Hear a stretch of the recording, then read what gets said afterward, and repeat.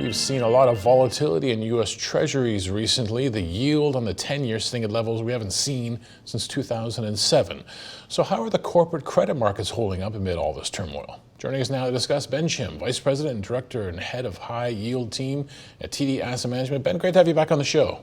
Great to see you, Greg. Thanks for having me. So we know market participants keeping a very close eye on bond yields. I keep a close eye on them on a daily basis too, cracking above levels we haven't seen since 2007. Talk to me about the credit markets. Or what does that look like in this environment? Yeah, I mean, the volatility that we've seen in government bonds, I say volatility probably is being easy in terms of how crazy things have been. It's really had a major impact across the bond market overall. We've seen corporate bond spreads widen a little bit as equity markets have weakened as a result of concerns around growth.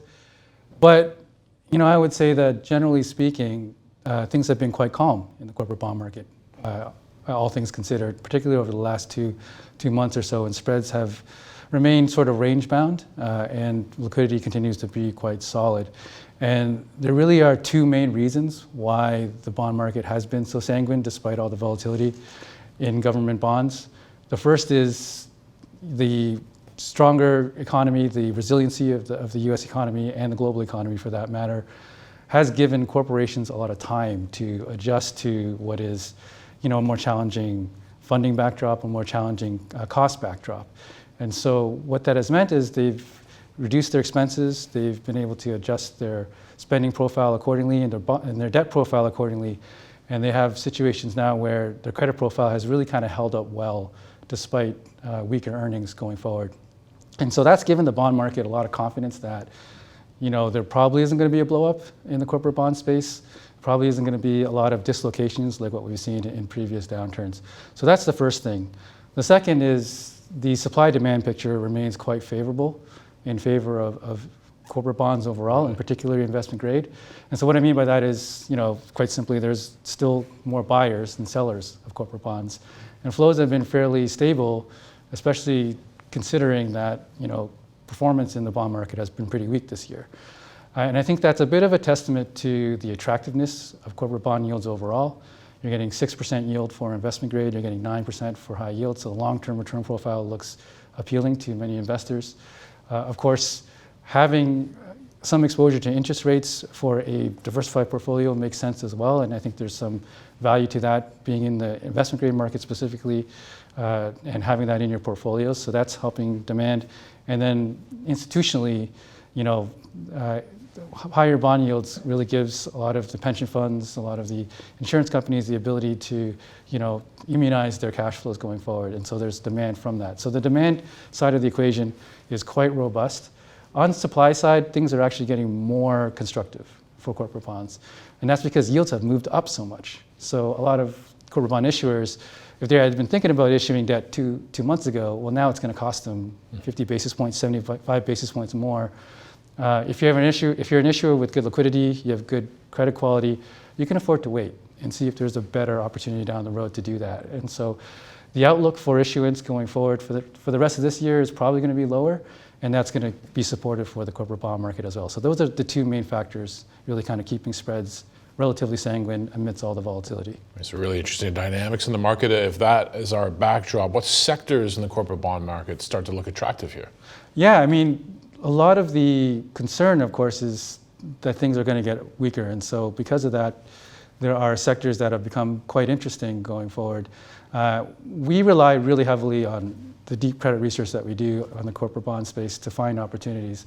And that often leads us to look for opportunities in sectors that may be a little bit out of favor, companies that have more headline risk that aren't particularly well understood.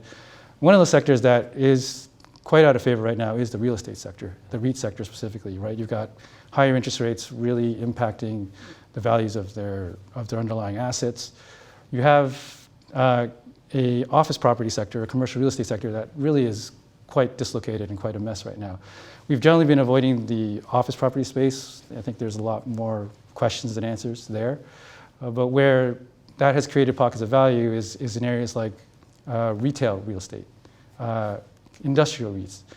Those are sectors where occupancies are still at very high levels.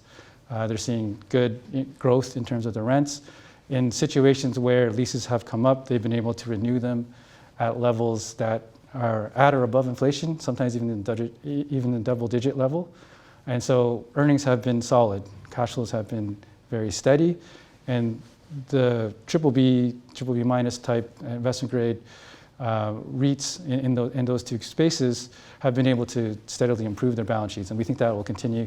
So we like sort of the 2 to 3 year bonds in that part of the market because, yes, there could be some volatility with the economy going forward, but being short really kind of dampens that volatility a bit.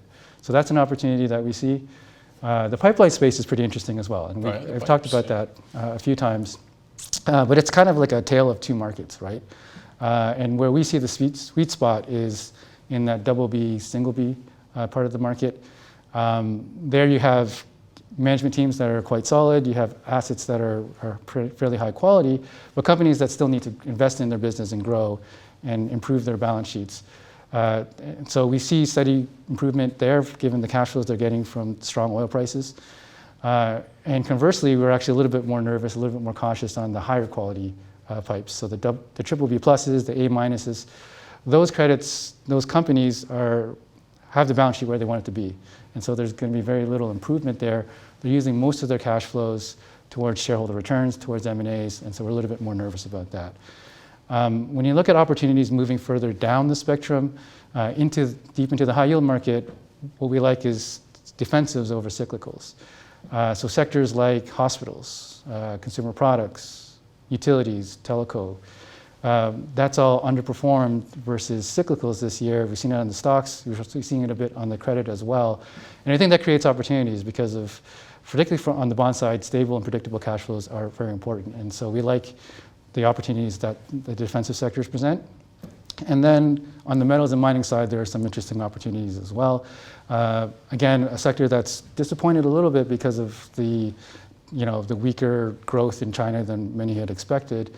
But when you think about the long term, copper specifically has some pretty good fundamentals behind it. Limited amount of supply coming into play, very good demand long term because of energy transition.